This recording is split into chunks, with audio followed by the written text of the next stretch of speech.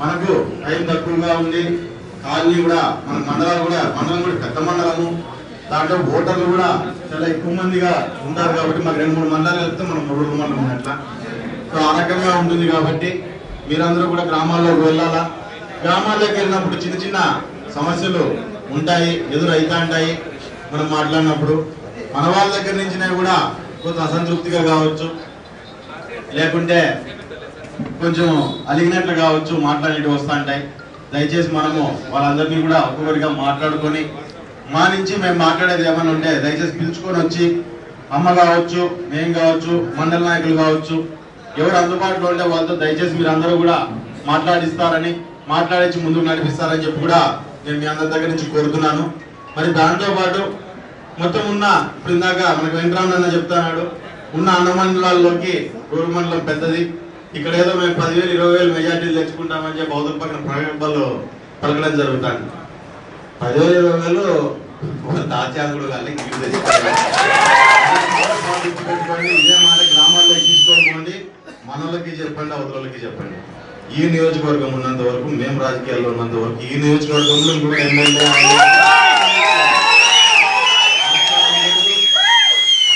కానివ్వం కూడా. కాబట్టి ఈ మాటలు బాగా చెప్పండి, గ్రామాల్లో వాళ్ళకి చెప్పండి. వృధాపయాసం 4 రోజులన్నా ప్రశాంతంగా ఉన్నారా ఎగరవాడు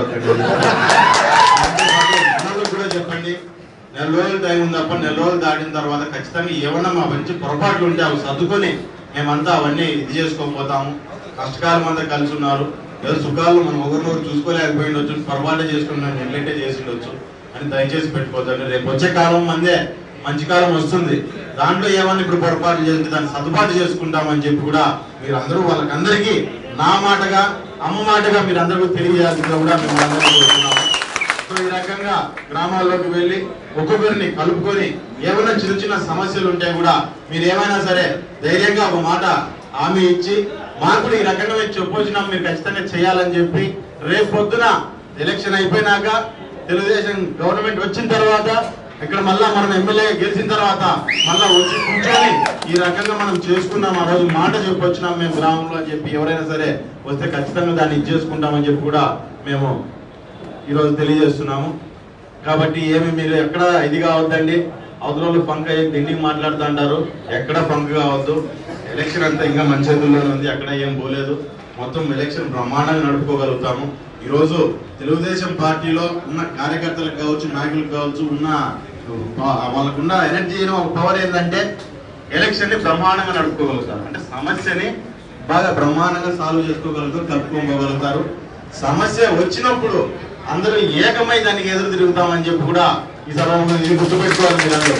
ఎందుకంటే ఈరోజు కొత్తగా ఏదో కొత్త మాట్లాడి శ్రీరామ్ చెప్పేదేం కాదు. మనం 83 నుంచి చూస్తే ఈ రోజు దాకా అదే పరిస్థితి. తెలుగుదేశం జెండా కండువా మీద పడిన తర్వాత ప్రతి ఒక్కరికి ఆలోచన ఉంటుంది. ఎందుకంటే ఈరోజు మనం ఇంత అభివృద్ధి చేసుకున్నా, ఎక్కడైనా మనం ఇంత పనులు చేసుకున్నామంటే కేవలం తెలుగుదేశం గవర్నమెంట్ వచ్చింది కాబట్టి మనం ఈ రకంగా చేసుకుంటాము. ఈ మాట బాగా గుర్తుపెట్టుకోవాలి.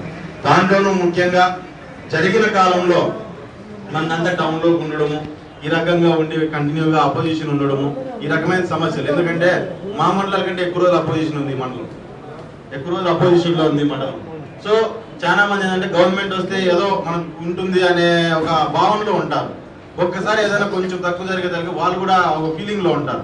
మాకు అర్థమైంది ఏంటంటే నిజంగా వాళ్ళ ఫీలింగ్ లో ఉంటారు, వాళ్ళ ఫీలింగ్ ఫీల్ అవడంలో తప్పు లేదు, దాన్ని మేము అర్థం చేసుకోగలుగుతాం. ఎందుకంటే 10 తవాలు తిరుగుతాం, 10 మందితో మాట్లాడతాం, 10 పరిస్థితులు చూస్తాంటాం. కాబట్టి ఈ మండలంలో జనాలు ఫీల్ అవడంలో మేము కూడా తప్పు పట్టము. తప్పు మంది అయినా సరే తప్పు తలంచుకొని లేదు, మాది తప్పు అనుకునే మనం ముందుకెళ్ళాలా, ముందుకెళ్ళి చేసుకోవాలి. ఈ మండలాన్ని బాగుపరచుకోవాలా, కార్యకర్తలు నిలబెట్టుకోవాలంటే వాస్తవంగా చెప్పాలంటే 5 ఏళ్ల కాలం మాకు సరిపోని పరిస్థితుల్లోనే ఉంది. ఖచ్చితంగా మరొక 5 ఏళ్ళు వస్తాము, మళ్ళా తర్వాత 5 ఏళ్ళు వస్తాము, మళ్ళా తర్వాత 5 ఏళ్ళు వస్తాము, 25 ఏళ్ళు రాజకీయం చేస్తాము, చేసి మొత్తం అందరినీ ఖచ్చితంగా నిలబెట్టుకుంటామని చెప్పి కూడా ఈ సభాముఖంగా తెలియజేస్తున్నా.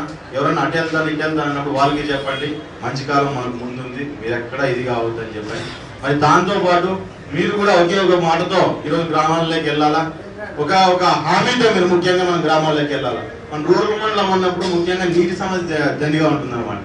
ఏంటంటే సాగునీరు పక్కన పెట్టి తాగునీటికి చాలా పెద్ద సమస్య అనేది ఉంది.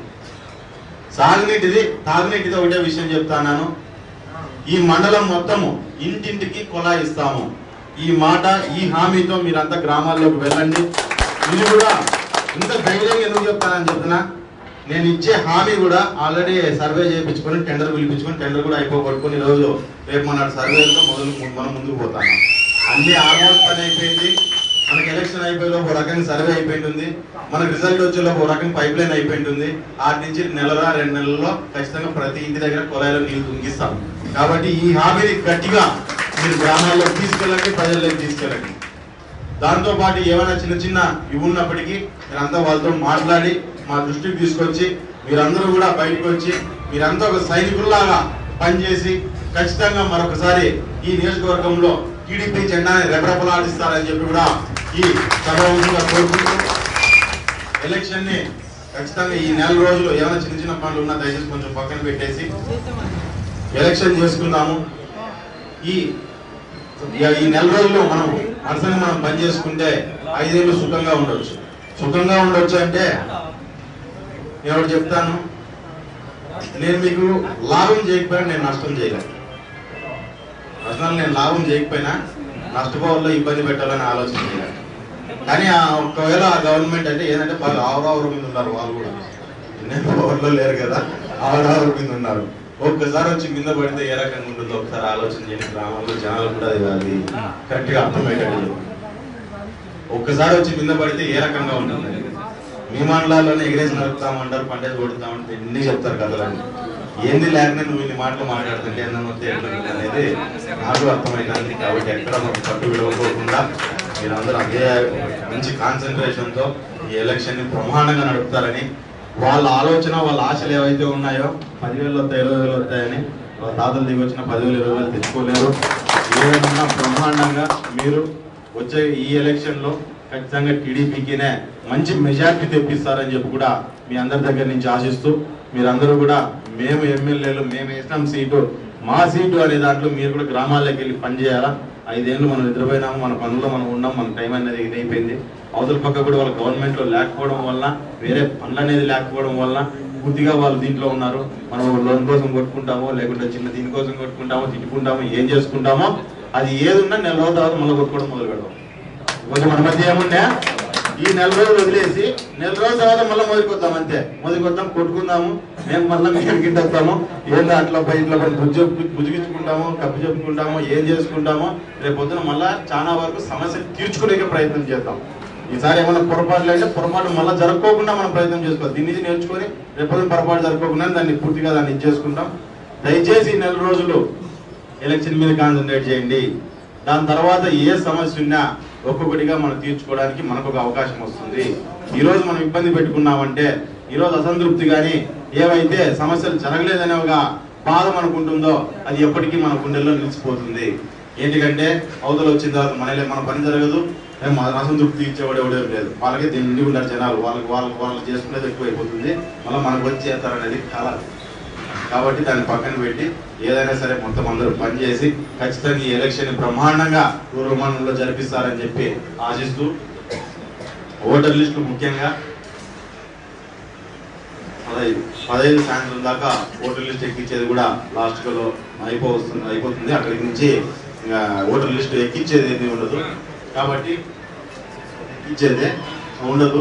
కాబట్టి ఏమన్నా ఉన్నా కానీ ఏమైనా చిన్న చిన్న పెండింగ్లు ఉన్నా ఓటర్ లిస్ట్ ఒకసారి ముందు వేసుకొని అవన్నీ కూడా ఒకసారి చూసుకోండి.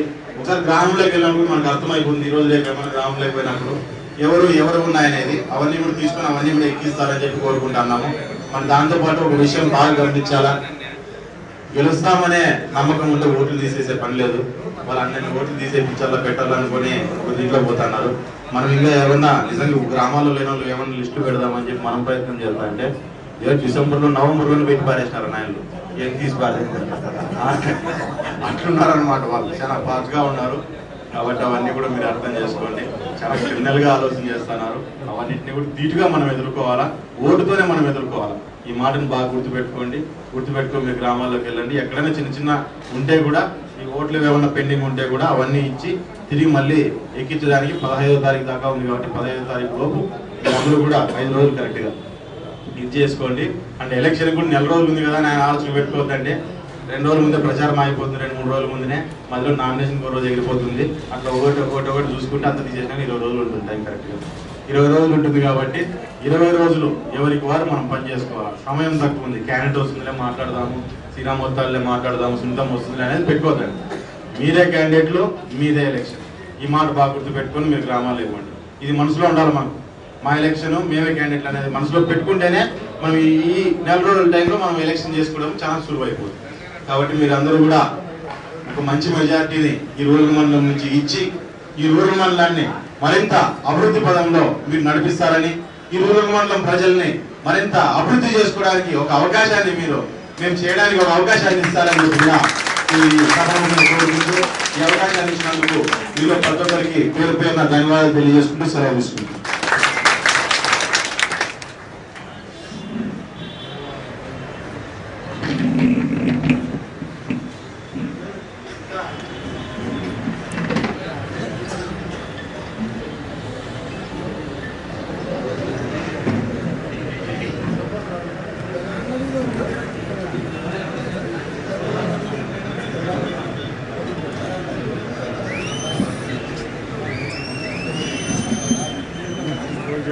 మళ్ళీ